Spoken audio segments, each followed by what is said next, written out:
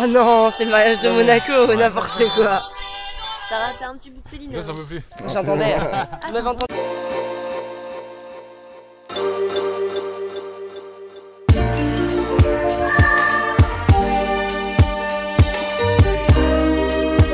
Aujourd'hui, je vais te parler d'une astuce douce et bienveillante pour apprendre à ton enfant à partager. Avec d'autres enfants ou même des fois simplement entre frères et sœurs, on aimerait bien que son enfant puisse partager ses jouets, qu'il soit à même de proposer ses jouets et puis voilà, après qu'il joue dans le calme et en toute sérénité avec les autres ou avec ses frères et sœurs. Alors j'ai envie de dire qu'entre frères et sœurs, c'est assez simple parce qu'en tant que parent, on gère complètement la situation. C'est facile de suivre sa ligne de conduite, il n'y a pas d'autres parents ou d'autres des proches, des tiers qui rentrent en contact avec notre façon d'envisager les choses. Donc c'est assez simple de gérer ses propres enfants. Mais lorsqu'il y a d'autres parents et notamment d'autres enfants, eh bien ça devient plus compliqué parce que chacun sa façon d'accompagner ses enfants, chacun ses valeurs, chacun ses traditions, chacun sa façon de voir les choses.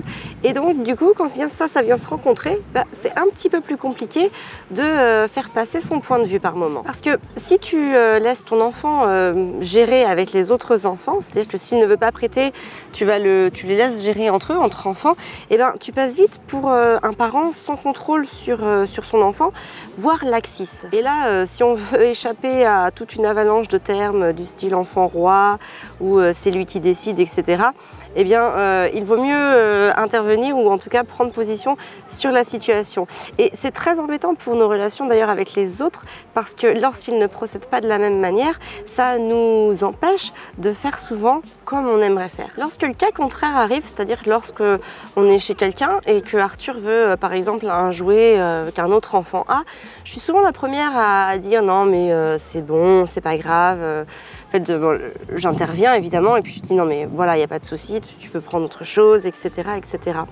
Et du coup, je prends Arthur à part et puis je lui explique que s'il y tient, eh bien, il peut prendre autre chose. En fait, il y a plein d'autres jouets et il peut jouer à autre chose en attendant le jeu se libère. Mais en réfléchissant bien, lorsque j'agis ainsi, lorsque je demande voilà, à Arthur de prendre autre chose, eh bien, je me rends bien compte qu'après, je ne peux pas demander non plus à Arthur de prêter ses affaires parce que si je lui dis déjà quand on est chez les autres de faire autrement, de prendre autre chose à la maison ou avec ses propres jouets, je peux pas lui demander, lui par contre toi tu les prêtes, mais les autres, ok, ils veulent pas te les prêter, ils te les prêtent pas. Et le deuxième truc un peu à double tranchant, c'est que si je lui demande de prêter ses jouets, cela induit qu'avec d'autres, si on est chez d'autres ou si on est avec d'autres enfants qui ont des jouets, eh bien il va aller se servir lui-même ou du moins il voudra se servir des jouets qui sont devant lui comme si c'était les siens. Et quoi de plus normal, j'ai envie de dire. Si je lui dis de ne pas prendre les jouets des autres, mais de prêter les siens, imagine dans quel état d'incohérence je le place. Alors chez nous, on ne veut pas qu'Arthur prête par obligation, parce que prêter, ça part d'un sentiment volontaire, d'une volonté d'aider, de partager, de faire plaisir aussi. D'un autre côté, je veux qu'il ait ce réflexe de partage, mais pour que cela devienne naturel, cela ne peut pas passer par une contrainte. Alors, au risque de passer pour un parent bizarre, eh bien, je laisse faire au maximum jusqu'au moment où soit je sens une détresse chez les enfants, soit les parents du coup interviennent, donc les parents de l'autre enfant interviennent et là j'interviens aussi pour adoucir la situation au maximum. Lorsque j'interviens toujours de manière très soft. Par exemple, je peux arriver et dire « Ouh là là, je sens un malentendu entre vous ». Des choses comme ça, des choses qui ne vont pas prendre parti pour l'un ou pour l'autre des enfants, mais qui vont les amener à réfléchir sur ce qui est en train de se passer et surtout comment on peut arriver à désamorcer le conflit, comment on peut arriver à se dégager de cette situation. Et de cette façon, je leur laisse vraiment l'opportunité de parler, de me parler, de se parler. Et là, alors selon la situation et puis les âges des enfants, etc., je les guide vers une solution, mais sans la suggérer, ou du moins le moins possible. Et donc mon astuce vraiment pour apprendre à Arthur avec douceur et bienveillance à partager, eh bien c'est qu'en fait je reprends la situation et j'en parle après. J'en parle à froid. Je lui explique que partager est une notion de plaisir, que j'essaye de jouer aussi sur l'image mentale, c'est-à-dire que je lui dis, tu vois, toi aussi tu aimerais bien avoir par exemple le petit train de tel ami, tu aimerais bien pouvoir y jouer. Donc voilà, j'interviens et quand je lui donne cette image-là, il se projette en train d'y jouer et ça lui permet aussi de comprendre plus facilement, enfin, du moins de l'accepter, que les autres enfants aussi puissent jouer avec ces jouets. Et puis aussi, je le rassure sur le fait que même si d'autres vont jouer avec ces jouets, ils vont lui rendre. Et puis même s'il le casse, on trouvera une solution. Lui, la finalité, c'est qu'il aura son jeu, quoi qu'il arrive. Alors oui, ça prend du temps, mais c'est très important de prendre ce temps parce que pour moi, prêter n'est pas une contrainte. On ne doit pas obliger l'enfant à prêter quelque chose parce que c'est le faire partir avec une mauvaise image de ce qu'est le prêt. Alors bien sûr que lui, en tant que petit enfant de 3 ans et demi, 4 ans, il pense que s'il prête son jouet à un copain ou une copine, ben, il va le garder son copain ou sa copine parce qu'il n'a pas cette notion d'appartenance. Donc lui, pour lui, il vit dans l'instant T. Si on prend un jouet, c'est le sien, c'est à nous, c'est acquis. Donc j'essaye vraiment avec Arthur de faire le lien, enfin de faire la distinction entre prêter et donner, pour qu'il sache qu'il y a 2 termes différents et que quand c'est prêter, c'est quelque chose que l'on peut utiliser, mais qu'on doit redonner à la personne à qui ça appartient. Alors que quand on donne, c'est donné et du coup on peut le ramener chez soi. Donc ça passe vraiment par une phase de dialogue à froid, jamais sur le moment même, parce que sur le moment même, le cerveau de l'enfant est focalisé sur l'objet en question et du coup n'est pas du tout prêt à une conversation constructive. Donc voilà, j'en parle après et puis on en reparle plusieurs fois, autant de fois que nécessaire.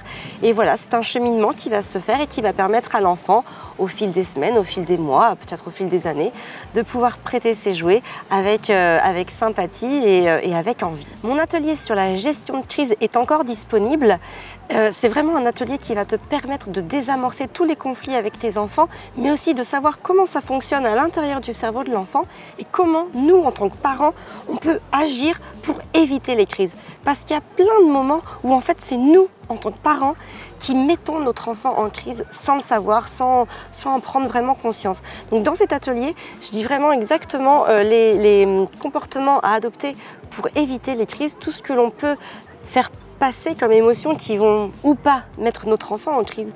Et ça, c'est très intéressant de le savoir parce que quand on a compris ça, eh bien, on comprend pourquoi l'enfant se met en crise et on a d'autant plus les clés pour le rassurer, le réconforter. Si tu en as marre aussi de devoir crier sur tes enfants parce que pour les calmer ou pour n'importe quelle autre raison, eh bien je te donne plein d'astuces dans cet atelier d'astuces concrètes, de choses facilement applicables chez tous parce qu'en fait voilà, il existe des solutions, heureusement, qui sont simples, bienveillantes et douces et qui vont permettre de calmer notre enfant lorsqu'il est en état de crise. Parce que c'est tellement compliqué de gérer les crises des enfants, ça nous met souvent en état de crise nous-mêmes.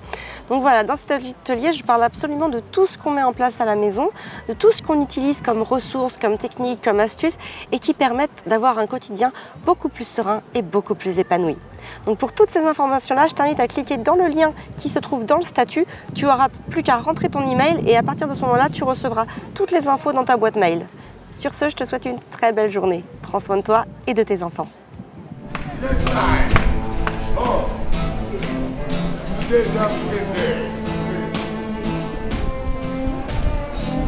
Il a dégoûté le mec de la musique. Oui. Ouais, avec le mec pochetronné à côté. Est-ce que tu te sens parfois coupable? Les pédagogies alternatives, d'une manière générale, remettent en cause cette façon de faire que nous avons avec nos enfants, que l'on appelle la méthode classique. Parce que accompagner ses enfants dans la bienveillance et dans la